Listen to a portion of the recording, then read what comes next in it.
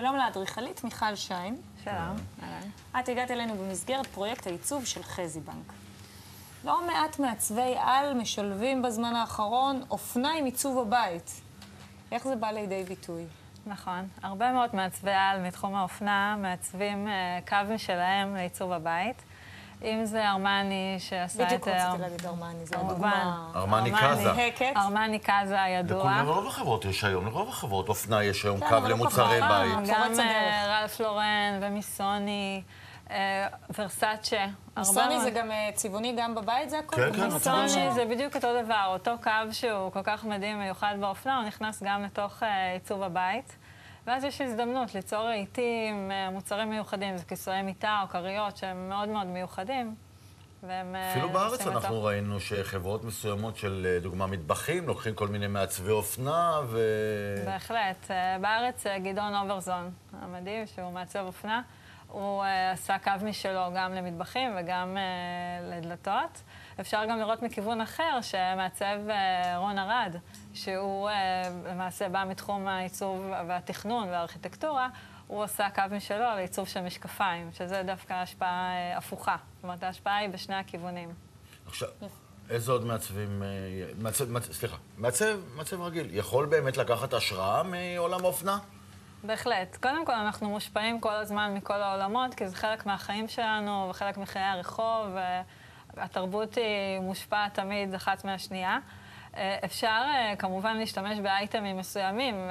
אני, באחד הבתים שעשיתי, אז השתמשתי במטבח של ארמני קאזה, ובהזדמנות אחרת בבדים של מיסוני ורלף לורן. את משלבת ביניהם גם באותו בית? בהחלט, אין לזה חוקים. כל היופי הוא השילוב. אנחנו תמיד בעיצוב לא הולכים על קו אחד, אלא אנחנו מכניסים את האישיות שלנו, והחיבור הוא בעצם מה שעושה את הפרויקט מיוחד, ולא רק לפי הקטלוג. שמעתי שיש עכשיו גם שילוב של פרוות בבית, שאני אישית גם לא אוהבת את זה באופנה, אז בכלל גם כשמחדירים את זה לבית זה בעיניי מזעזע, אבל יש משהו כזה, זה טרנד חדש, לא? תראי, תמיד כל דבר הוא כמובן עניין של טעם. בעיצוב אין נכון או לא נכון. זה לא מטעמי טעם, זה עניין מוסרי, אבל בסדר. זה גם נכון, וזה כל אדם באמונתו וצריך לכבד, ותמיד הלקוח עם האמונה שלו אנחנו הולכים איתו. אבל זה תמיד גם עניין של מינון, לא צריך להגזים. מה זה תגידי לי, אופנה בדרך כלל ממותגת היא יותר יקרה. ככה זה גם בעיצוב, המוצרים הממותגים. כן, אבל באותו לבל?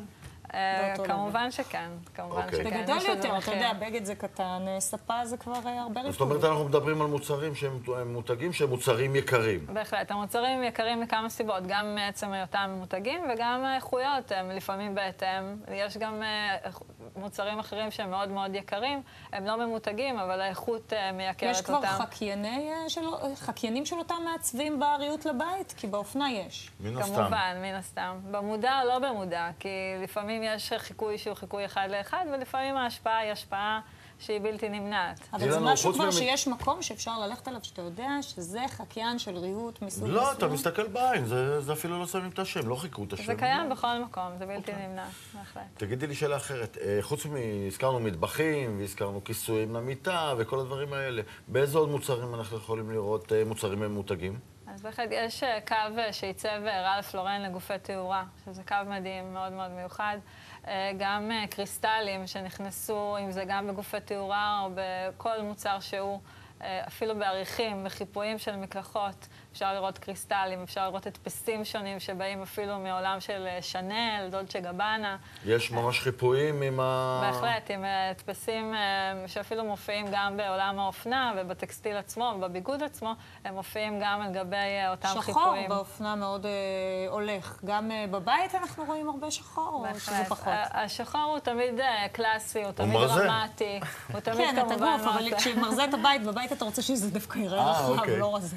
זה נכון, אבל לפעמים בחללי שירותים או חללים שאנחנו רוצים לעשות אותם יותר דרמטיים ויותר אינטימיים, אז אפשר לשלוט על אור וחושך בצורה הפוכה. זאת אומרת, ליצור את החושך על ידי השחור ולתת איזושהי תאורה ממוקדת וליצור איזושהי דרמה ואיזשהו מתח בין האור לבין השחור.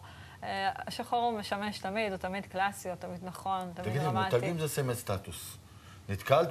נתקלת בבתים ששמו לדוגמה עריכים עם הלוגו של אותו בטח יש שם איזה חתימה בצד, לא? זה כמובן תלוי בלקוח. לקוחה שחשוב לה להתלבש ממותג, אז זה גם יהיה חשוב לה בבית. זאת אומרת, האדם מביא את עצמו גם בביתו וגם בבגדיו. לפעמים זה כן חשוב, לפעמים זה לא חשוב, זה לא הכרח, זה אפשר להשתמש אבל רואים את החתימות ככה על הספה, יש מקום בולט של החתימה? לוקחים על זאת כסף. בהחלט כן. זה תלוי כמה אתה משלם.